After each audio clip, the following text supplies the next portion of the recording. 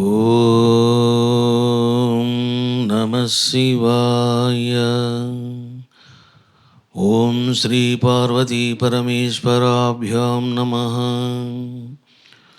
ఓం మహాకాలవన శివలింగేభ్యో నమః. ఓం షిరిడీ సాయి దేవాయ నమః. దివ్యాత్మ స్వరూపులారా,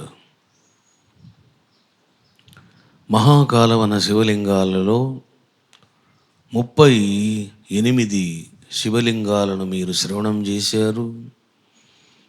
ఈరోజు 39వ శివలింగము గురించి శ్రవణం చేయబోతున్నారు. పరమేశ్వరుడు మొదటి శ్లోకములో అమ్మవారితో ఈ విధంగా చెప్పడం జరిగింది.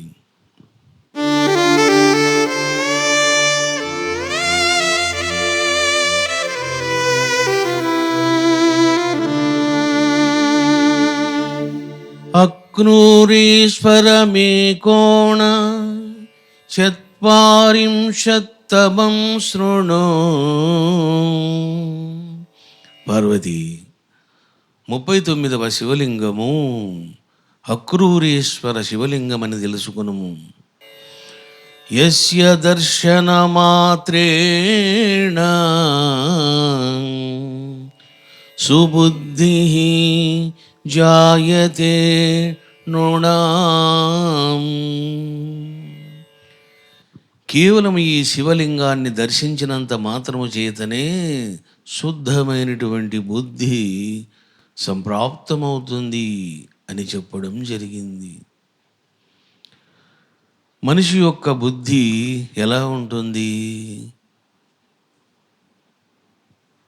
కలుషితంగా ఉంటుంది, అపరిశుద్ధంగా ఉంటుంది, పరిమిత భావాలతో ఛాదస్తాలతో ముడిపడి ఉంటుంది. అవన్నీ తొలగించుకొని శుద్ధమైన బుద్ధిని కలిగి ఉన్నప్పుడే మానవుడు ఆ పరమాత్మ యొక్క సాక్షాత్కారాన్ని పొందుతాడు. కాబట్టి ఈ శివలింగం యొక్క విశిష్టత ఏమిటిది అని అంటే, నీకు శుద్ధ బుద్ధి కలగడము. మరి ఏం జరిగింది? 2వ శ్లోకం. పురాత్వాయైవ కల్పదౌ పరయా శక్తి రూపయా కృతం కృష్ణం వరారోహే త్రైలోక్యం సచరాచరం. పార్వతి, పూర్వము కల్పాలలో నీవు అద్భుతమైనటువంటి సృష్టి కార్యమును చేశావు. ముల్లోకాలను, చరాచరములను అత్యంత ఆశ్చర్యకరంగా సృజించావు. తతః త్వం సంస్తుతా దేవైః సకిం నరమహోరగైః. అందువలన కిన్నెరులు, మహోరగైః అంటే నాగజాతి, ప్రదక్షిణాం ప్రకుర్వంతి గణా నానావిధాస్తుతే. కిన్నెరులు, నాగులు, విభిన్న దేవ జాతులు నిన్ను స్తుతించాయి, కొనియాడాయి. పార్వతి,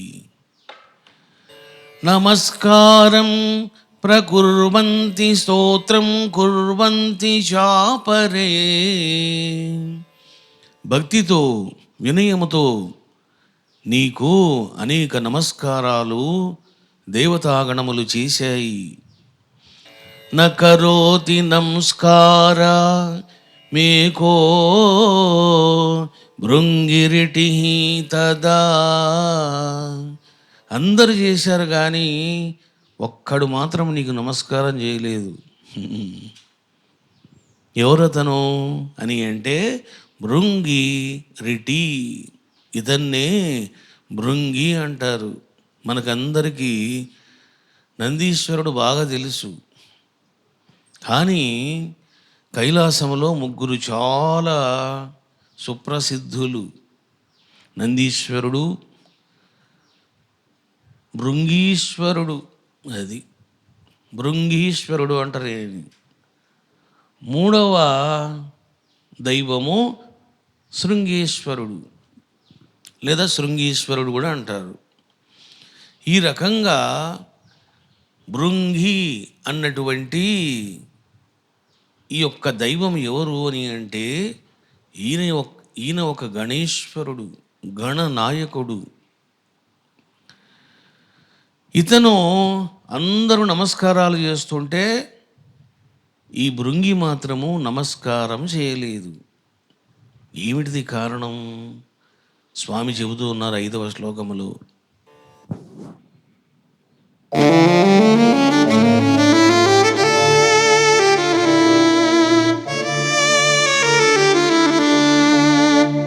క్రూరాం బుద్ధిం సమాసాద్య గర్వేణతీవ గర్వితః. ఈ యొక్క భృంగి క్రూరమైనటువంటి బుద్ధిని కలిగి ఉన్నాడు, గర్వముతో ఉన్నాడు.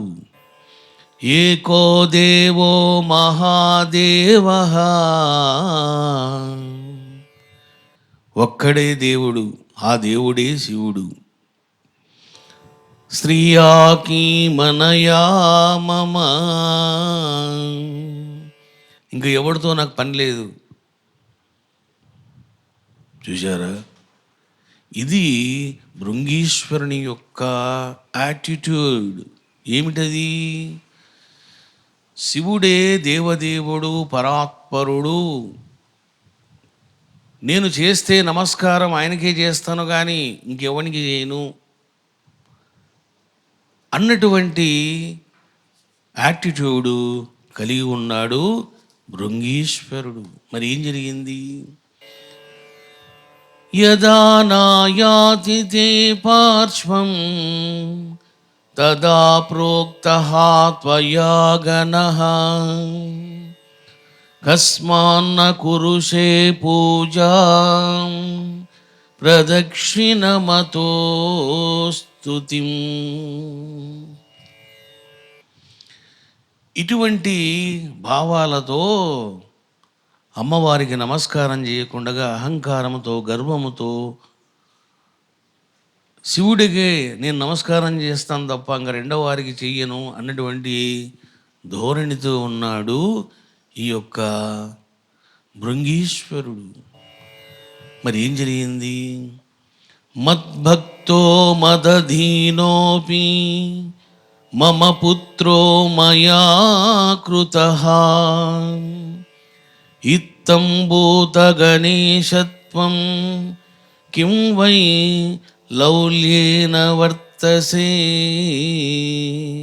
నాయనా, అందరూ నన్ను ఆరాధిస్తుంటే, నమస్కారాలు చేస్తుంటే, స్తుతిస్తుంటే నువ్వు నా ప్రక్కనే ఉన్నావు. చూశారా? యదా నాయాతి తే పార్శ్వం, నువ్వు పక్కనే ఉన్నావు, ఎందుకు వాళ్ళలాగా నువ్వు నమస్కారాలు చేయడం లేదు? కస్మాన్న కురుషే పూజా, వాళ్ళు చేసిన విధంగా ఎందుకు నువ్వు నన్ను పూజించడం లేదు? ప్రదక్షిణమతో స్తుతిం, వాళ్ళలాగే నువ్వు స్తుతించడం లేదు, ప్రదక్షిణలు చేయడం లేదు. మత్ భక్తః, నీవు నా భక్తుడవు. మదాధీనోపి, నీవు నా ఆధీనంలో ఉన్నావు నాయనా. మమ పుత్రో మయా కృతః, నువ్వు నా కుమారుడివి, నీ పుట్టుక నేనే కారణం. ఇత్తం భూత గణేశత్వం కిం వై లౌల్యేన వర్తసే. నేను నిన్ను గణపతిలాగానే చూస్తూ ఉన్నాను, నువ్వేమో కొంచెం తేడాగా ఉన్నావు, ఏమిటిది కారణం అని అమ్మవారు ప్రశ్నించింది భృంగీశ్వరుడిని. అప్పుడు 8వ శ్లోకం చెబుతున్నారు స్వామివారు.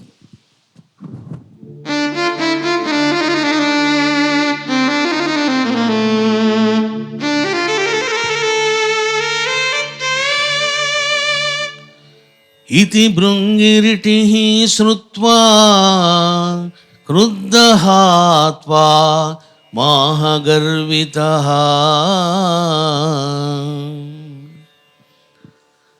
ఈ మాటలు విన్నాడు భృంగీశ్వరుడు, కోపానికి గురైనాడు. నాహం పార్వతీతే పుత్రః, అమ్మా నేను నీ పుత్రుడిని కాదు, పుత్రోహం శంకరస్యతు.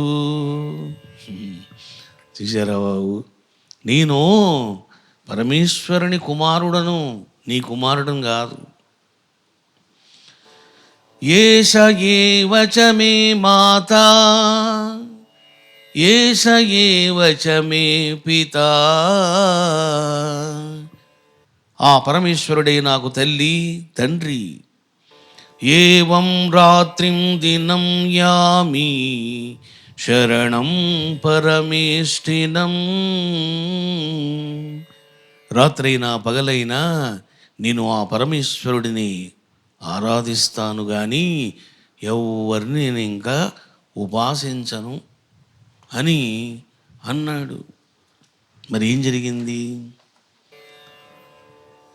త్వమప్యస్యైవ శరణం నను పార్వతి సంస్థిత. అమ్మా నీకు నేను శరణం చెయ్యను.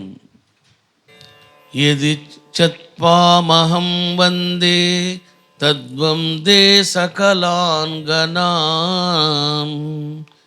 నీకు నేను నమస్కారం చేస్తే సర్వగణాలకు నమస్కారం చేసినట్లే, కాబట్టి అందుకే నేను నమస్కారం చేయడం లేదు. నేను నమస్కారం చేసేది కేవలము ఒక పరమేశ్వరునికే.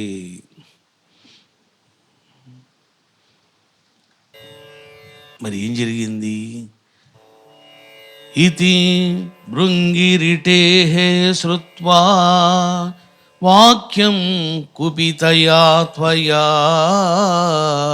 పార్వతి, భృంగీశ్వరుడు ఈ విధంగా మాట్లాడగానే నీకు కోపం వచ్చింది.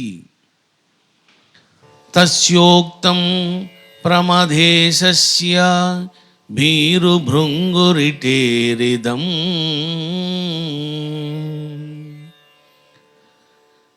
కోపముతోటి నీవు అతనికి బుద్ధి చెప్పవలసి వచ్చింది అని. ఏం జరిగింది? మళ్ళీ అమ్మవారు భృంగీశ్వరునితో అన్నారట. ఏమన్నారు? 12వ శ్లోకం.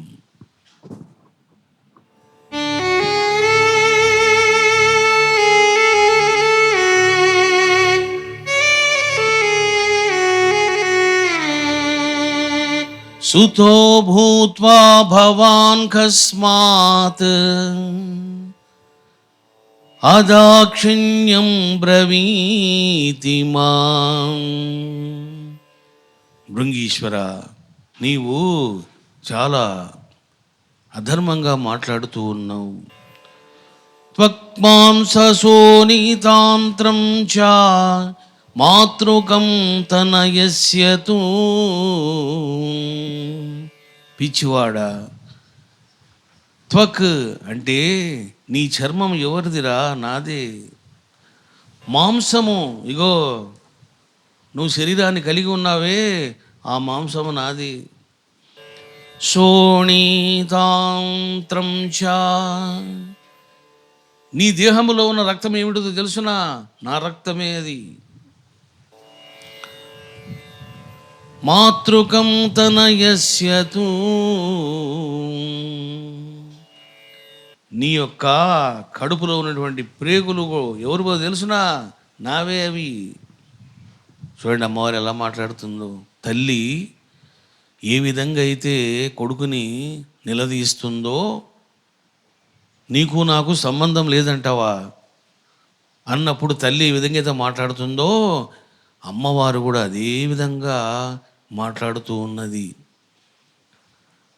నీ యొక్క చర్మము, నీ యొక్క రక్తము, నీ యొక్క ప్రేగులు అన్నీ కూడా నావే కదరా, నాకు నమస్కారం చేయనంటావేంటి అన్నది అమ్మవారు. నకదంతాస్తి సంఘాత. చూడండి, ఒక మనిషి పుట్టినప్పుడు తల్లిదండ్రుల నుంచి కొన్ని కొన్ని అంగాల అంశాలు వస్తాయంట. చర్మము, ఈ చర్మము ఎవరి ద్వారా వస్తుంది ప్రతి మనిషికి అంటే తల్లి వలన వస్తుందంట. చూశారా బాబు? రక్తము ఎవరి వలన వస్తుంది? తల్లి వలన వస్తుంది. ప్రేగులు తల్లి వలన వస్తాయి. మాంసము తల్లి వలన వస్తుంది. మరి పురుషుని వలన ఏమొస్తాయి? అమ్మవారు చెప్తూ ఉన్నది, నఖ, గోళ్ళు. ఈ చేతి గోళ్ళు ఉన్నాయి కదా, తండ్రి వెంట అవి. దంతాస్తి, దంతములు. సంగాత, ఎముకలు. శిష్ణం, మర్మాంగము. వాక్ష, వాక్. శిరః తథా, శిరస్సు. చూశారా బాబు? అంటే రెండు మిళితమైన పురుషుని యొక్క డామినేషన్ ఉంటుంది ఈ విషయాల్లోన. తథైవ శుక్రం గణప పైతృకంతు శరీరకం. పిచ్చివాడ, సంబంధం లేదంటావే, ఇగో నేనేమిటో నువ్వు ఆరాధించే శివుడు ఏమిటో చెప్పాను అని అమ్మవారు అన్నది. అప్పుడు 14వ శ్లోకములో భృంగీశ్వరుడు మరి ఏమన్నాడు? స్వామి ఇట్లా చెప్పడము జరిగింది.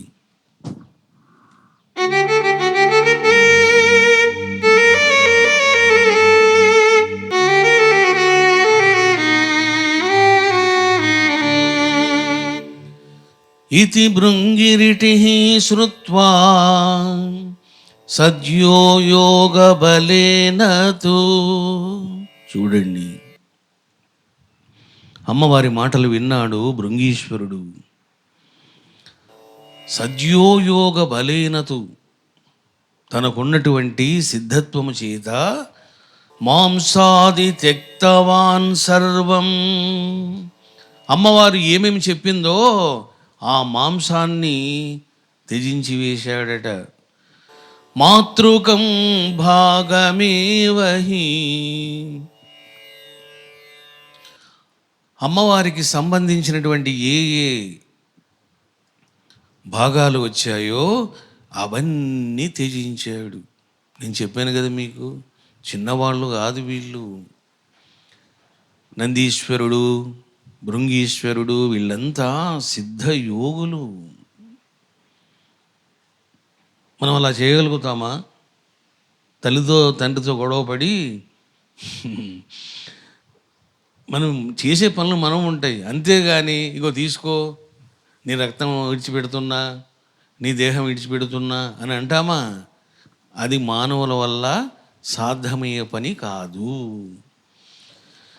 మరి ఏం జరిగింది?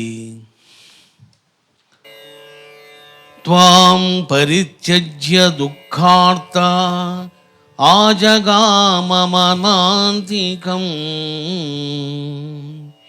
ఆ విధంగా అమ్మవారి యొక్క భాగాలను వదిలివేసి పరమేశ్వరుని దగ్గర వచ్చి నిలబడ్డాడంట. అథ త్వయా తదా శప్తో గణో భృంగిరిటిః ప్రియే. ఈ విధంగా భృంగీశ్వరుడు చేయగానే నీకు కోపం వచ్చింది పార్వతి, అతనికి శాపం పెట్టావు. క్రూరా బుద్ధి కృతా యస్మాత్ త్వయా కుమతినా భృశం. భృంగీశ్వర, నీవు అజ్ఞానముతో అవివేకముతో క్రూరమైనటువంటి బుద్ధిని నా ముందు ప్రదర్శించావు. తస్మాత్వం మానుషే లోకే గమిష్యసి న సంశయః. పో, ఇక్కడ నీకు ఇక స్థానము లేదు. వెళ్ళి భూలోకములో పడి బాధలు పడు అని అమ్మవారు శాపము ఇచ్చేసింది. మరి ఏం జరిగింది? 18వ శ్లోకం.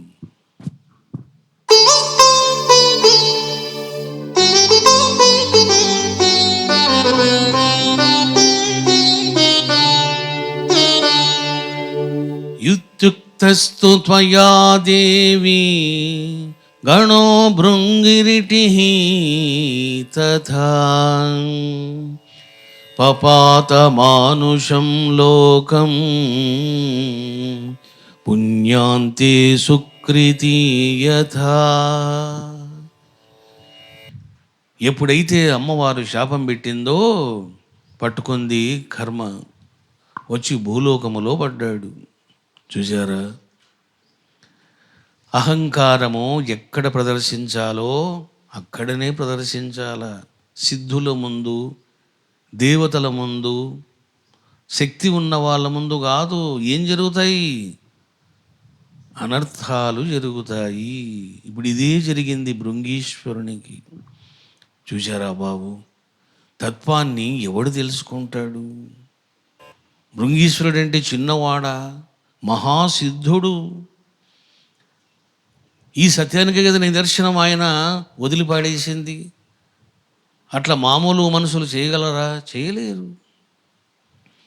మరి సిద్ధత్వం ఉన్నా, దైవత్వం ఉన్నా ఏముంది?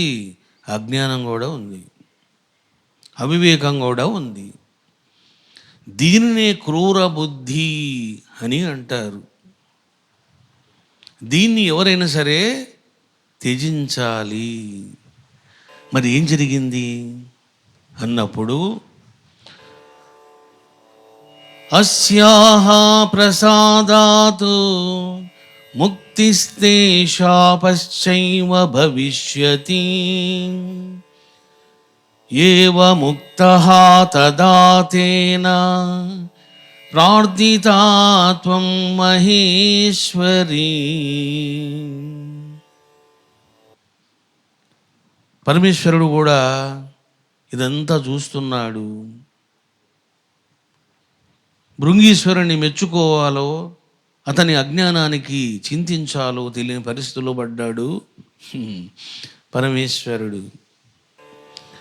గణేన భృంగిః టినా భక్తి నమ్రేణ సాదరాత్ త్వయా ప్రోక్తం విశాలాక్షి గచ్చ పుత్ర మమాజ్ఞయా. ఎప్పుడైతే ఈ విధంగా అమ్మవారు శాపం పెట్టిందో,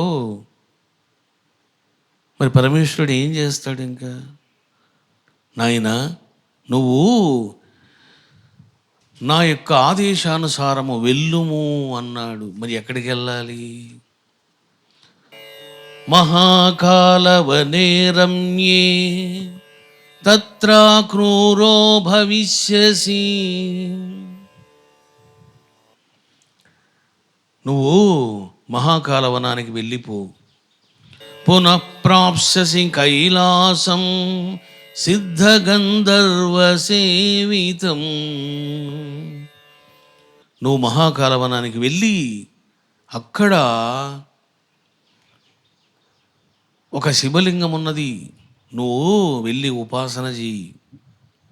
అప్పుడు మళ్ళీ నువ్వు శాప విముక్తుడవై తిరిగి కైలాసానికి వస్తావు.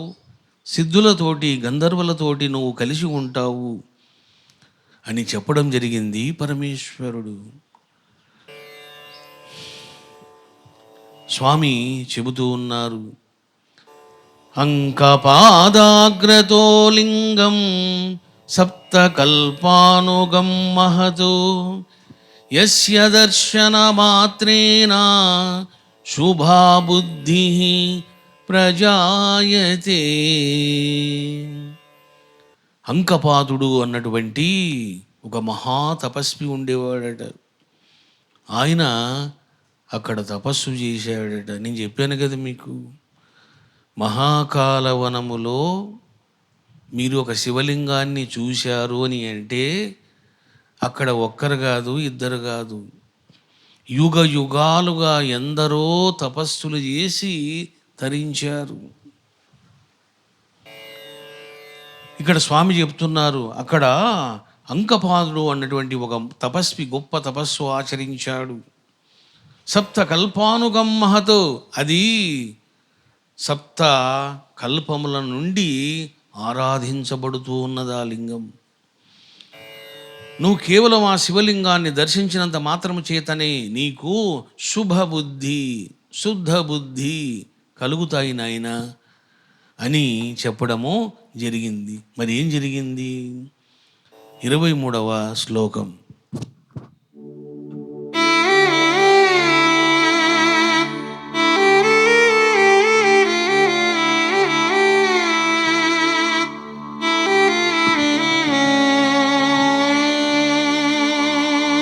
కృతజ్ఞా నాస్తి కా క్రూరా.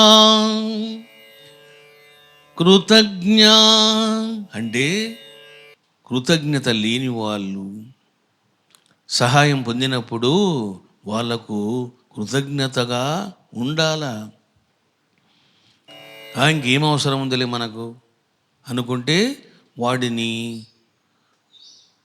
ఏమంటారు? దుష్టబుద్ధి కలిగిన వాడు అని అంటారు. నాస్తికాహ, దేవుడు లేనని వాదించేవారు. క్రూరాహ, క్రూరమైన వారు.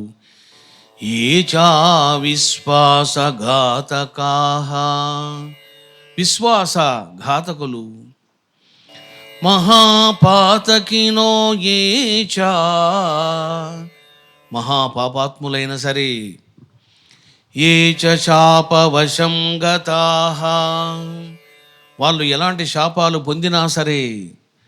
దర్శనాతు తస్య లింగస్య తేపి స్వర్గభుజో నరాః,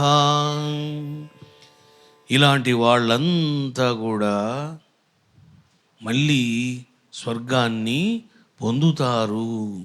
కాబట్టి నీవు ఆ శివలింగాన్ని ఆరాధించుము నాయనా అని చెప్పడము జరిగింది పరమేశ్వరుడు. మరి ఏం జరిగింది?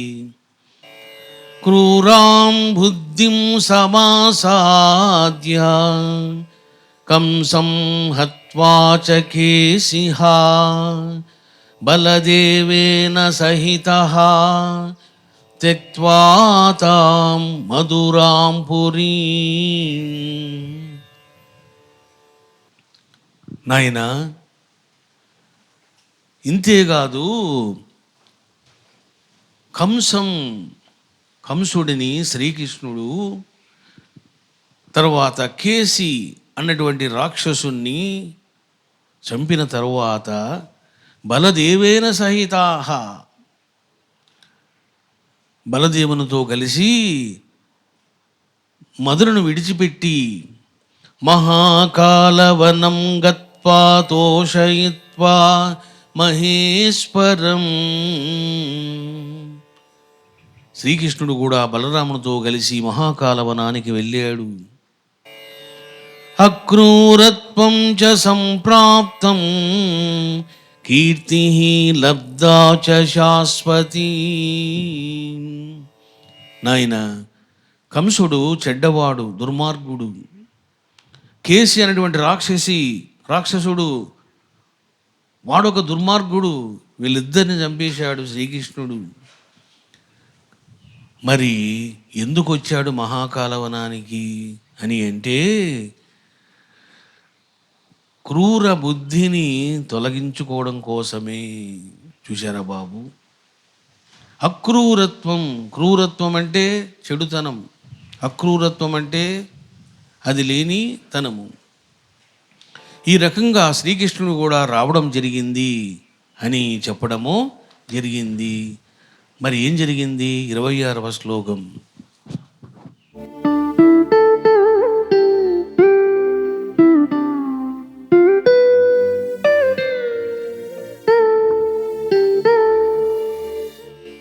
దేవమారాధయామాస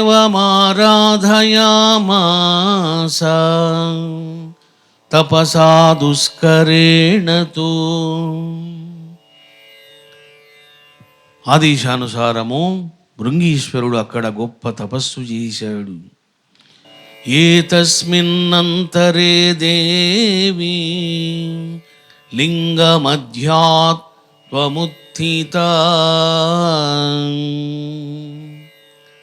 ఆ యొక్క శివలింగము నుండి నీవు ఆవిర్భవించావు. చూశారా బాబు? ఇప్పటిదాకా శివలింగము నుండి పరమేశ్వరుడే వచ్చేవాడు. ఇప్పుడు ఏమొచ్చింది? ఇప్పుడు ఎవరు వచ్చారు అని అంటే సాక్షాత్తు అమ్మవారే వచ్చింది. ఎందుకో తెలుసునా? తల్లి ప్రేమ అది. మరి ఏం జరిగింది?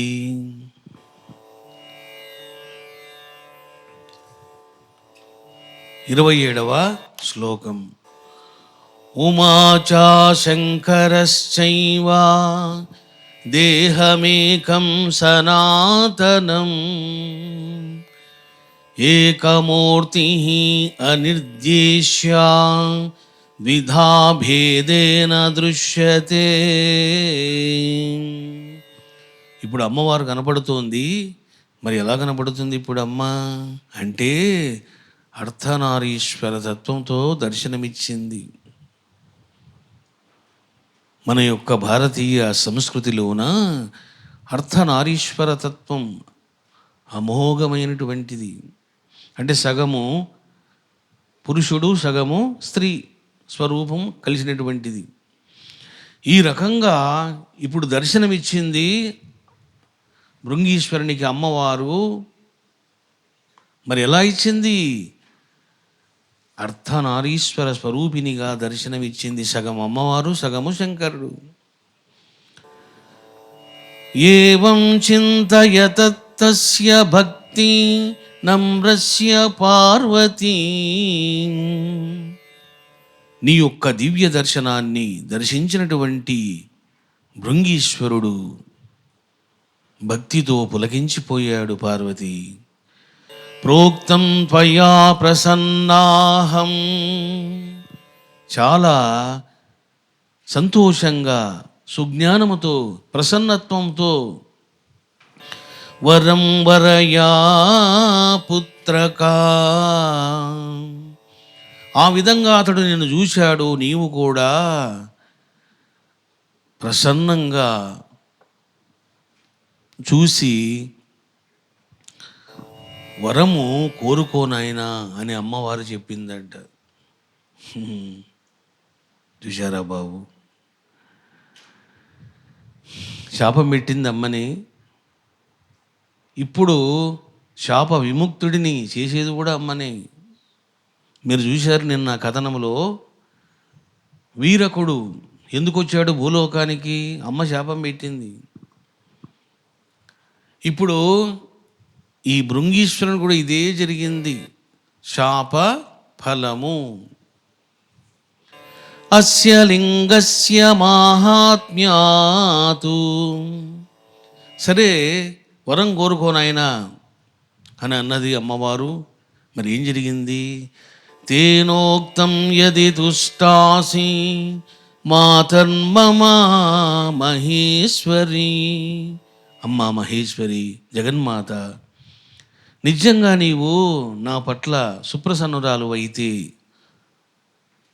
సంతుష్టిని పొంది ఉంటే, అస్య లింగస్య మాహాత్మ్యాతు క్రూరా బుద్ధి గతా మమ. తల్లి, నాకున్నటువంటి క్రూరమైనటువంటి బుద్ధిని తొలగించి వేసి నాశనం చేసి, క్రూర బుద్ధి వల్లనే నేను నిన్ను విమర్శించానమ్మా, తగిన శాస్తి నాకు జరిగింది. నాకు ఆ క్రూరమైనటువంటి బుద్ధిని తొలగించమని వరంగా కోరుకున్నాడు భృంగీశ్వరుడు. మరి ఏం జరిగింది? అక్రూరేశ్వర నామాయం దేవఃఖ్యాతో భవత్వతి త్వం దేవీ సర్వభావానా మేక కారణముచ్యతే. అమ్మా, ఈ శివలింగము అక్రూరేశ్వర శివలింగమని సుప్రసిద్ధం కావాలి తల్లి.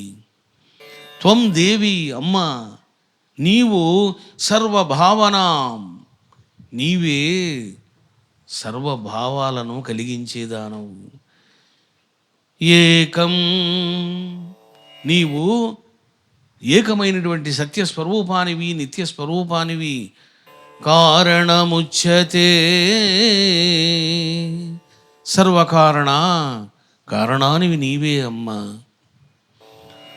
త్వం మూర్త్యా పుణ్యనిచయా, నీవే పుణ్యమూర్తివి తల్లి. త్వం గతి పుణ్యసేవినా, పుణ్యాత్మలకు నీవే గతి అమ్మ. పితామాతా సుహృద్బంధు, తల్లి తండ్రి బంధువులు ఇక అందరూ కూడా త్వమేక కారణం పరం, అందరికీ కారణం నీవే అమ్మా అని సుజ్ఞానములోనికి వచ్చాడు భృంగీశ్వరుడు. మరి ఏం జరిగింది? 32వ శ్లోకం.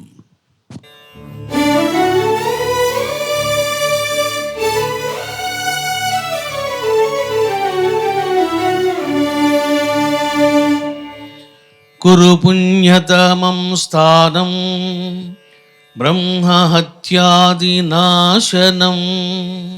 అమ్మా, ఎవరైతే ఈ శివలింగాన్ని దర్శిస్తారో వాళ్లకు పుణ్యము కలిగేలాగా అనుగ్రహించమ్మా.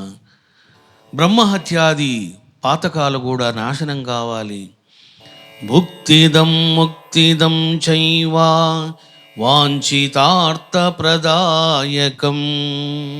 వాళ్లకు భుక్తిని ముక్తిని ప్రసాదించమ్మా. వాళ్ళ మనసులో ఉన్నటువంటి సమస్త కోరికలన్నీ నెరవేర్చుము తల్లి. తతీతి చ త్వయా ప్రోక్తం గిరా మధురయా తదా యత్తే ప్రియతమం వత్స తత్సర్వం ప్రకరోమ్యహం. నాయనా, ఇప్పుడు నీవు నా బిడ్డవనిపించుకున్నావు. ఇప్పుడు నీవు క్రూరమైనటువంటి బుద్ధిని తొలగించుకున్నావు. నీవు కోరుకున్నటువంటి కోరికలన్నీ నేను తప్పకుండా తీరుస్తాను అని వరమిచ్చింది అమ్మవారు. మరేం జరిగింది? ప్రసంగాదపి పశ్యంతి అపి పాపరతా నరాహ, అనుకోకుండా వాళ్ళు కేవలము ఈ శివలింగాన్ని గనక దర్శించారా, తేప్యవశ్యం భవిష్యంతి త్వత్సమానియతం గణాః. నాయనా, అంతేకాదు, నీవు కోరుకున్న కోరికలు ప్రసాదించడమే కాదు, ఎవరైతే ఈ శివలింగాన్ని దర్శిస్తారో నీతో సమానమైనటువంటి శక్తిని వాళ్ళు కూడా పొందుతారు. వాళ్ళు కూడా భవిష్యత్తులో గణేశ్వరులవుతారు. భక్త్యా స్తోషంతి యే నామ లింగస్యాచ్చ చ మానవాః. ఎవరైతే ఈ శివలింగాన్ని ఉపాసన చేస్తారో, స్తుతిస్తారో, మానసైః పాతకైర్ముక్తా, సర్వ పాపాల నుంచి, మానసిక పాపాల నుంచి విముక్తులవుతారు. యాస్యంతి స్వర్గమక్షయం, ఇక వాళ్ళు స్వర్గములోనే కొలువై ఉంటారు, మళ్ళీ భూమి మీద పడకుండగా. స్నాత్వాతు విధివత్ పూజాం యః కరిష్యతి మానవః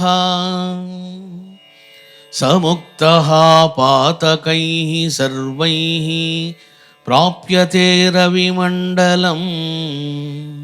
చూశారా బాబు, అమ్మవారు వరాలు ఇచ్చేస్తుంది. ఇంకా లోకానికి వరాలు ఇస్తున్నదమ్మ. ఏమని? ఎవరైతే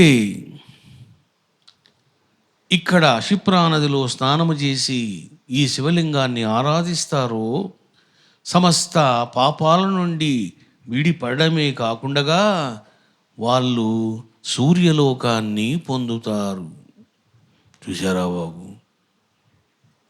సూర్యలోకమును పొందెదరు అని చెప్పడము జరిగింది. మరి ఏం జరిగింది? ఇంకా అమ్మవారు ఏమంటున్నారు? 37వ శ్లోకం.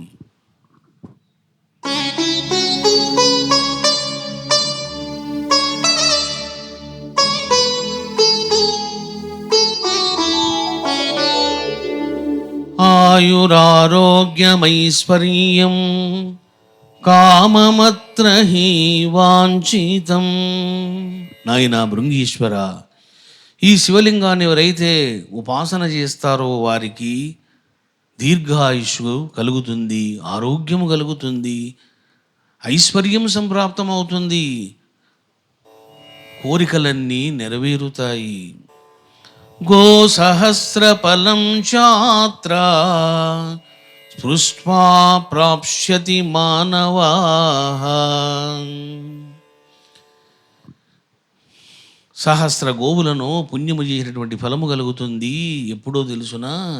ఈ శివలింగాన్ని స్పృష్ట్వా అంటే అక్రూరేశ్వర శివలింగాన్ని స్పృశిస్తే చాలట.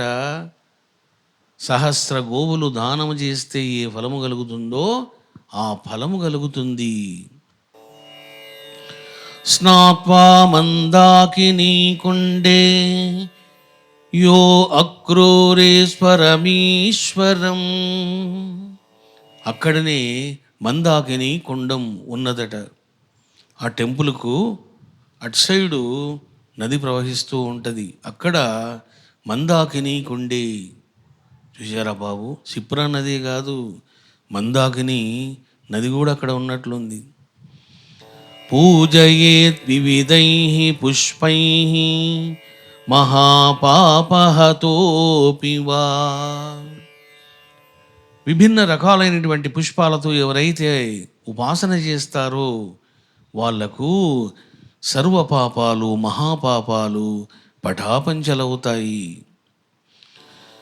విమానం దివ్యమారూఢో యావత్ కల్పచతుష్టయం. అంతేనా? చనిపోయిన తర్వాత దివ్య విమానములో కూర్చొని స్వర్గ ప్రాప్తి కలుగుతుంది. ఎంతకాలం ఉంటాడు మళ్ళీ స్వర్గంలో? కల్ప చతుష్టయం అంటే 4 కల్పాల కాలం ఉంటాడంట. చూశారా బాబు,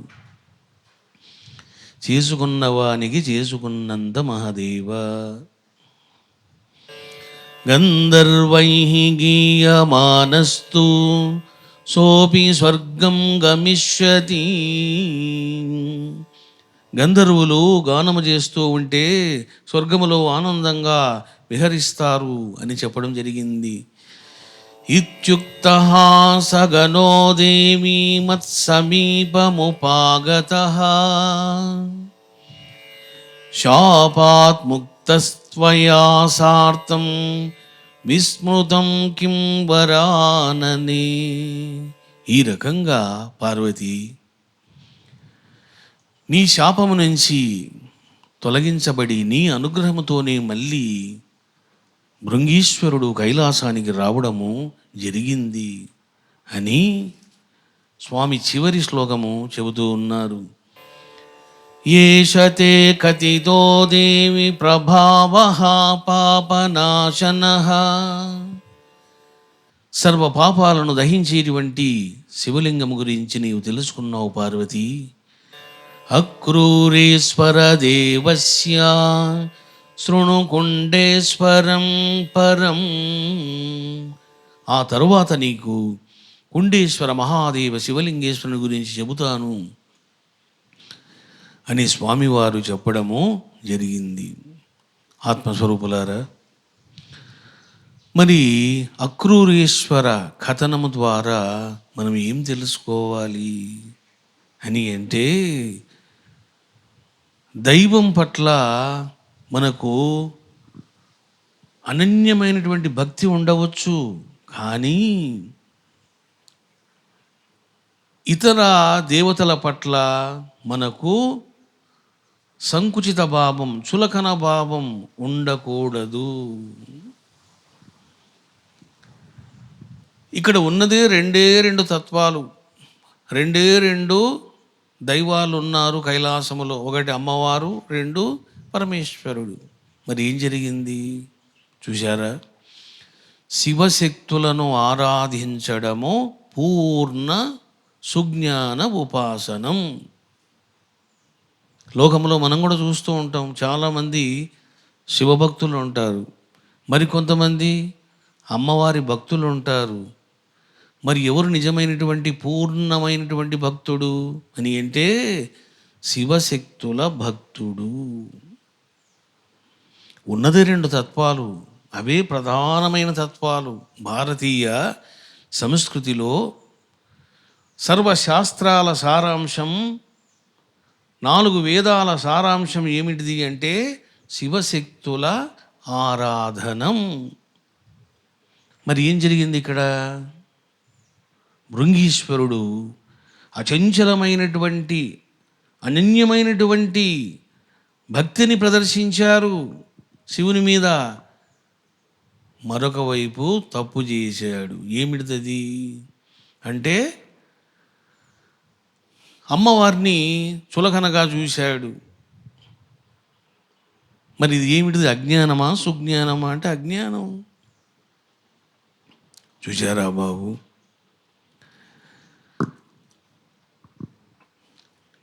అందరి దేవుడు ఒక్కడే అని బాబావారు ఎందుకంత కష్టపడ్డారు? ఆయన 60 సంవత్సరాల జీవితకాలములో బాబావారు ఏ మహనీయుడు కూడా కష్టపడని విధంగా ఆయన సర్వమత సామరస్యం కోసం పాటుపడ్డాడు. దాన్ని స్థాపించాలని చెప్పేసి నానా తిప్పలు పడ్డాడు, ఎన్నెన్నో బాధలు పడ్డాడు బాబా. మరి ప్రతి మనిషి ఏం చేస్తున్నాడు చూశారా? రాముణ్ణి ఆరాధిస్తాడు, కృష్ణుని తిడతాడు. ఇది పూర్ణ జ్ఞానమా సుజ్ఞానమేనా? ఇది కాదు. కృష్ణుని ఆరాధిస్తాడు, శ్రీరాముణ్ణి నిందిస్తాడు. ఇదేం జ్ఞానం ఇది? శివుడిని ఆరాధిస్తాడు, నారాయణుడిని విమర్శిస్తాడు. మరి నేను అంటున్నాను, కైలాసములోనే మహాసిద్ధుడైనటువంటి భృంగీశ్వరునికే ఇటువంటి అజ్ఞానము అవివేకం ఉన్నాయి. మరి ఇంక మనుషుల పరిస్థితి ఏం చెప్తాం మనము? అందుకే గొడవలు గొడవలు గొడవలు, సిద్ధాంతాలు రాద్ధాంతాలు. దేనికి ఇవన్నీ? మనకిష్టమైన దైవాన్ని మనము ఆరాధించాలి. పక్కవాడు తనకిష్టమైన దైవాన్ని ఆరాధిస్తాడు, లీవ్ హిమ్. కానీ మనిషి ఏం చేస్తున్నాడు? నా దైవమే గొప్ప, నీ దైవం తక్కువ అనే లోపల గొడవలు వస్తూ ఉన్నాయి. ఇదే జరిగింది ఇప్పుడు భృంగీశ్వరుని యొక్క కథలో. చూశారా? షిరిడీలోన నేను హవనం చేశాను, 3 రోజులు హవనం చేశాను.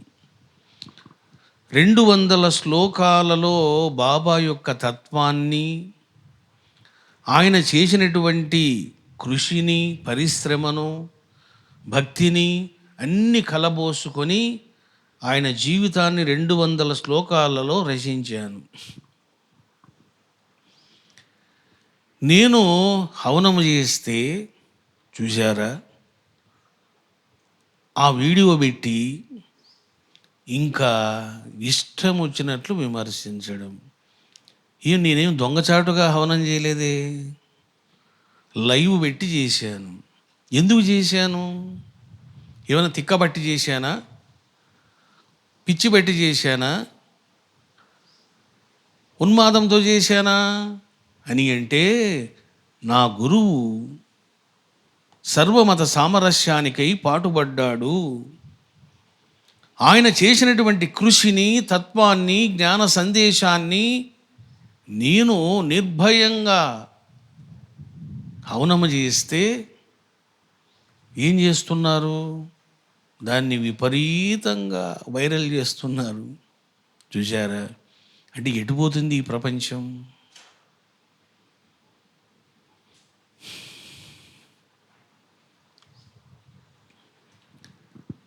మరి ఇదంతా సుజ్ఞానమా, అజ్ఞానమా? పెద్ద అజ్ఞానం ఇది. చూశారా? పరమతస్థులు వాళ్ళ మార్గాలలో వాళ్ళు ప్రయాణం చేయాల. సనాతన ధర్మాన్ని ఆచరించే వాళ్ళు వాళ్ళ మార్గంలో వాళ్ళు ప్రయాణం చేయాలి. పరస్పర నిందలు, విమర్శలు దేనికి వస్తున్నాయి? పరస్పర విమర్శలు చేస్తే మనసు శుద్ధంగా ఉంటుందా? కర్మలు పట్టుకోవా? చూశారా?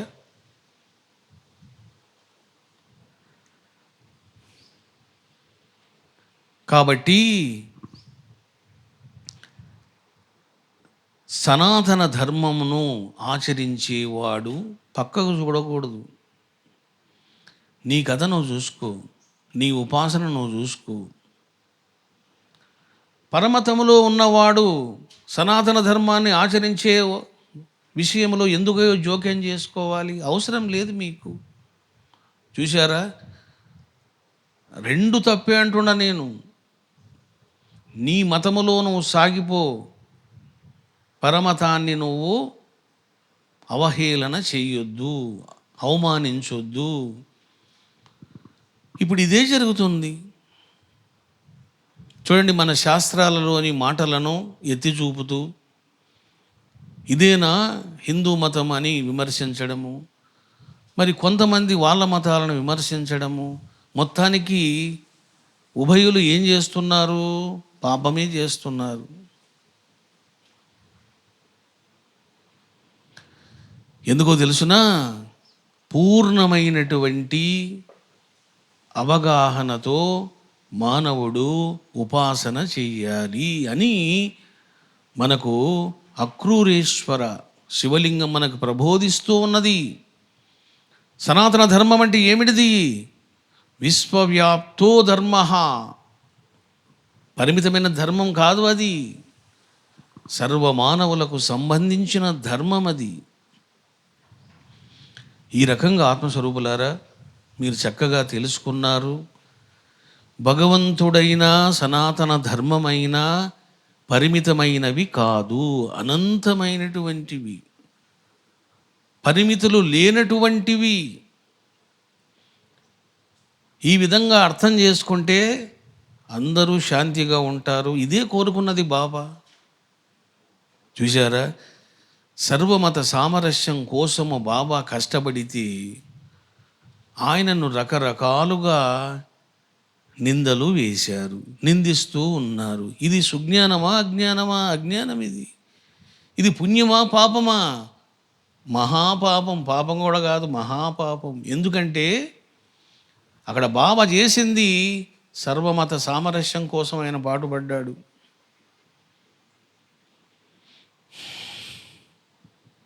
ఈ రకంగా ఆత్మస్వరూపులారా, సనాతన ధర్మమైన భగవంతుడైన అపరిమితము, అనంతము, అవధులు లేనిటువంటి తత్వము అని తెలుసుకున్నప్పుడే ఈ లోకము శాంతంగా ఉంటుంది, పాపరహితంగా ఉంటుంది.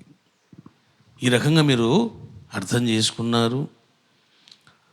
చూడండి, ఈ యొక్క శివలింగాన్ని చూసినప్పుడు ఇక్కడ ఎంతమంది తపస్సులు చేశారు అన్న ఫీలింగ్ కూడా నాకు వచ్చింది. రేపు 40వ శివలింగం గురించి చెబుతాను. మంగళహారతి ఇచ్చి వెళ్దాము. అందరూ చెప్పండి, ఓం నమః శివాయ.